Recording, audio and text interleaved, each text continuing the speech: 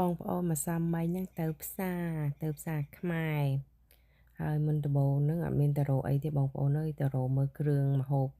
គេធ្វើថ្មីលក់អញ្ចឹងណា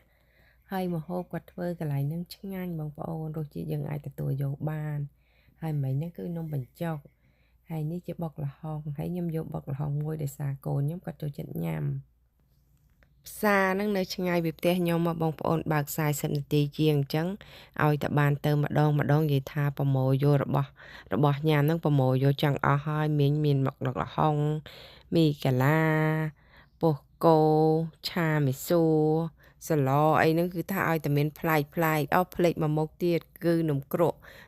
គាត់ក៏ឆ្ងាញ់ដែរឡើងតុនហើយនំគ្រក់ហ្នឹងអត់មានផ្អែមផ្អង់យូរទេបងប្អូនឲ្យតែចូលដល់ក្នុងឡានភ្លាមណាពីអ្នកប្តីហ្នឹងនាំគ្នាញ៉ាំឲ្យឆ្អែតសិនបានត្រឡប់មកផ្ទះវិញបញ្ចូលសលេងហួសបងប្អូននេះនំគ្រក់នេះបងប្អូននេះកំពុងតែលើកនេះនំគ្រក់គាត់ឲ្យតុនឆ្ងាញ់មែនតើចូលចិត្តនំគ្រក់ហ្នឹងពេលដែលខ្ញុំទៅហ្នឹងវាចំថ្ងៃសៅរ៍បងប្អូនអញ្ចឹងគាត់ធ្វើម្ហូបរៀងច្រើនព្រោះអីថ្ងៃសៅរ៍សម្បូរមនុស្សទៅផ្សារហើយជាពិសេសម្ហូបក្តៅអញ្ចឹងគាត់ធ្វើចាក់ភ្លាមដូចនំគ្រក់នេះទៅគាត់ទៅយកដាក់មិញហ្នឹងឯងហើយមិនអស់ចិត្តទេបងប្អូនអើយអ្នកបើកមើលទៀតសម្រាប់នំគ្រក់ហើយមិញហ្នឹងប្តីអ្នកកាន់កត្រកប្រពន្ធរើសហុចឲ្យដាក់ពេញកត្រកមួយយកទៅទុកមួយសាហើយថ្ងៃនេះក៏អត់សូវមានសឡសល់តែសឡមកជូរគ្រឿងពីកំប៉ុងនេះឯងហើយនេះគឺទឹកនំបញ្ចុកហើយកលេចមកមើលផ្អែមបងប្អូនផ្អែមគាត់មានច្រើនមានសារាយហើយខ្ញុំអត់ដែរខានទេគឺនៅអាកោខ្ទិះប្រកូនខ្ញុំទាំងពីរនាក់ហ្នឹងចូលចិត្តញ៉ាំទាំងអស់គ្នាហើយមានស្អីច្រើនទៀតបងប្អូនមានអានេះអត់ដឹងអីទេថ្មីបន្ទាប់ពីរើសម្ហូបរួចហើយបងប្អូនបានដើរថតម្ហូបខ្មែរ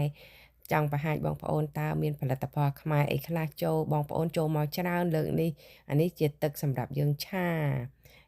យើងអាចដាក់បានគ្រប់មុខចឹងបងប្អូនហើយយើងដាក់ទឹកហ្នឹងទៅយើងថែមតែស្អីបន្តិចបន្តួចទៀតទឹកត្រីទឹកស្អីទៀតរសជាតិល្មមឆ្ងាញ់ទេខ្ញុំទិញមួយដែរប៉ុន្តែអត់តាន់បានសាកមិនចាំខ្ញុំប្រាប់បងប្អូនពេលដែលខ្ញុំសាក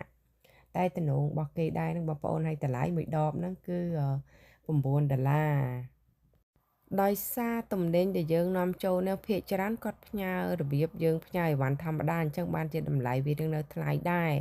តែនៅពេលដែលយើងចូលមកតាមរយៈក្រុមហ៊ុនធំចាយធំអាហ្នឹងតម្លៃនឹងចុះបន្តិចហើយបងប្អូនហើយនេះគឺជាគ្រឿងសម្លប៉ុន្តែខ្ញុំអត់បានយកទេខ្ញុំចង់បានគ្រឿងសម្លនំបញ្ចុកប៉ុន្តែអត់មានហើយនេះគឺជាគ្រឿងពពួកស្ងួតបងប្អូនមានស្លឹកគ្រៃស្ងួតរំដេងស្ងួតហើយស្លឹកម្រុំប៉ុន្តែអ្វីដែលខ្ញុំចង់បានហ្នឹងគឺខ្ជាយស្ងួតប៉ុន្តែក៏អត់មានទេដោយសារគេយកអស់ឲ្យបងប្អូនហើយនេះជាគ្រឿងខគោខ្ញុំក៏បានយកសាកដែរគ្រឿងខគោប៉ុន្តែអត់តាន់បានធ្វើទេ